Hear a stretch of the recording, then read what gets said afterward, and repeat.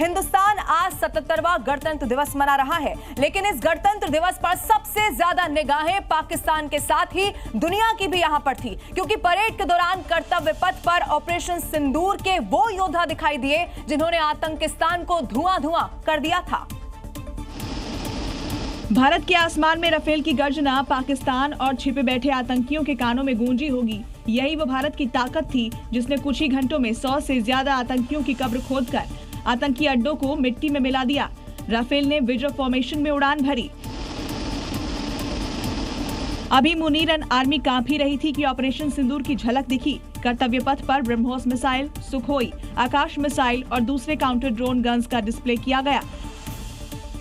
इन तस्वीरों के जरिए आतंकिस्तान को सीधा मैसेज दिया गया, मैसेज कि अभी ऑपरेशन सिंदूर खत्म नहीं हुआ है। हिंदुस्तान की सेना के शूरवीर अगले राउंड में पाक का इतिहास और बदल देंगे।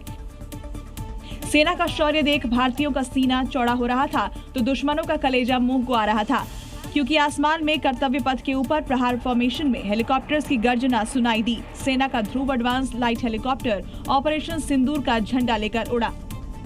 तो कर्तव्य पथ पर आज हिंद की सेना की दहाड़ से दुश्मनों के दिल दहल गए होंगे। 77वें गणतंत्र दिवस परेड में आज नए भारत की बुलंद तस्वीर कैसी है वो देखने को मिली है। तीनों सेनाओं ने दिखा दिया कि बुरी नजर रखने वालों का ये जो नया हिंदुस्तान है वो क्या हश्र कर सकता है।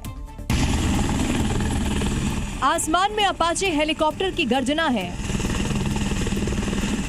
और नीचे भीष्म टैंक शान से चल रहे हैं। MI हेलीकॉप्टर ध्वज फॉर्मेशन बनाकर जवानों पर पुष्प वर्षा कर रहे हैं, तो वहीं रुद्र हेलीकॉप्टर प्रहार फॉर्मेशन में उड़ान भरते हुए दुश्मनों का दिल दहला रहे हैं। हर नापाक मंसूबे को ध्वस्त करने वाला आकाश मिसाइल डिफेंस सिस्टम भी अपनी चमक बिखेर रहा है।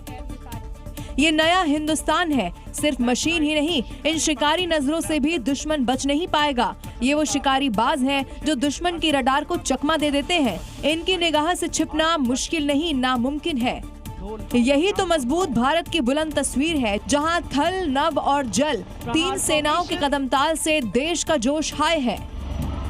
तो भारत ने हवा से लेकर जमीन तक अपनी सुरक्षा को अभेद्य बना दिया है, लेकिन देखिए कभी भी डिफेंसिव रहने वाले भारतीय सेना अब अग्रिम मोर्चे पर अग्रेशन वाले मोड में रहती है, जिसकी झलक देखी दिव्यास्त्र और शक्ति बाण जैसी टुकड़ियों के जरिए, जिसकी तैयारी भारतीय सेना ने कुछ साल पहले ही शुरू कर दी थी और इसका फाइनल फॉर्म देखने को मिला गणतंत्र दिवस के मौके पर। कर्तव्य पथ पर लेफ्टिनेंट रमनकर ने शक्ति बाण का नेतृत्व किया तो सूबेदार किरण मेदर के हाथ दिव्यास्त्र की कमान थी।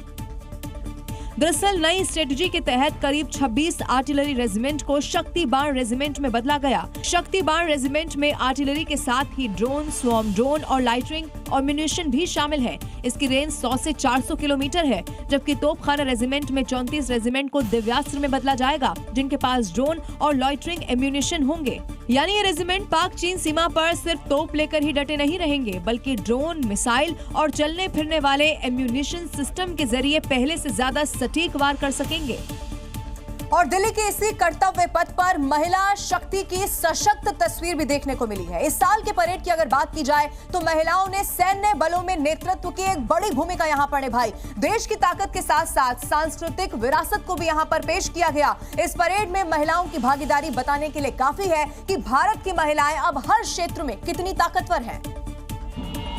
आज का सबसे ऐतिहासिक क्षण है सीआरपीएफ की पूरी पुरुष टुकड़ी का नेतृत्व कर रही 26 साल की जम्मू कश्मीर की बेटी असिस्टेंट कमांडेंट सिमरन बाला। ये पहली बार है जब एक महिला अधिकारी 140 से ज्यादा पुरुषों की टुकड़ी की कमान संभाल रही है। परेड में नारी शक्ति का अद्भुत और अदम्य पराक्रमी कौशल देखने को मिला। सीआरपीएफ और एसएसबी की महिला जाबाजों ने जलवा बिखेर दिया। देश की होनहार बेटियों ने मोटरसाइकिल पर डेयर डेविल्स एक्ट कर शौर्य के साथ साहस का अद्भुत प्रदर्शन किया। असिस्टेंट कमांडेंट सीमा नाग और नवीन कुमारी के नेतृत्व में महिला बाइकर्स ने महिलाओं की बहादुरी, वीरता और दृढ़ संकल्प को सबके सामने रख दिया।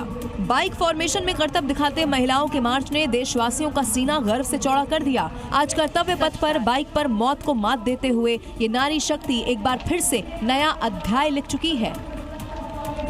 और आइए अब आगे बढ़ते हैं, बात उत्तर प्रदेश की भी करते हैं, जहां योगी सरकार ने मदरसों में तिरंगा फहराने का आदेश दे दिया था, आपको याद होगा।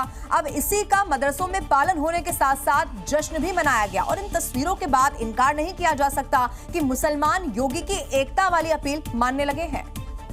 चलो आज भी आपको बांट रहे हैं बहनों और भाइयों, ये आपके हितैषी नहीं हो सकते, कभी नहीं हो सकते। सीएम योगी के बाद प्रदेश के मौलानाओं के साथ साथ मुसलमानों ने भी मानी, इसलिए मदरसों में गर्व के साथ 77वां गणतंत्र दिवस मनाया गया, जिसमें मौलाना, मुस्लिम धर्मगुरु और मुस्लिम छात्र छात्राएं मौजूद रहे। संभल में मदरसा अजमल उल में तिरंगा फहराया गया, तो महराजगंज जनपद के भारत नेपाल सीमा से सटे मदरसे में गणतंत्र दिवस का जश्न दिखा। कौशाम्बी के मदरसों में भी पूरे हर्षोल्लास के साथ गणतंत्र दिवस मनाया गया। लखनऊ के दारुल उलूम मदरसे में मौलाना खालिद रशीद फिरंगी महली ने तिरंगा फहराया और भाईचारे का संदेश दिया। बच्चों के अंदर अपने मुल्क के रिपब्लिक डे और अपने मुल्क के कॉन्स्टिट्यूशन के बारे में उनके अंदर मालूमात हासिल हो। गणतंत्र दिवस पर मदरसों में जो एकता दिखाई दी, उससे एक बात तो साफ है कि भाईजान को भी योगी पर ही भरोसा है। और पाकिस्तान अपनी नापाक हरकतों से लगातार बाज नहीं आ रहा है। गणतंत्र दिवस से एक दिन पहले भी पाकिस्तान ने भारत के खिलाफ एक बड़ी साजिश रचने की कोशिश की, लेकिन भारत के रणबांकुरों ने उसकी इस नापाक कोशिश को नाकाम कर दिया। और कैसे ये सब कुछ हुआ, ये रिपोर्ट देखिए।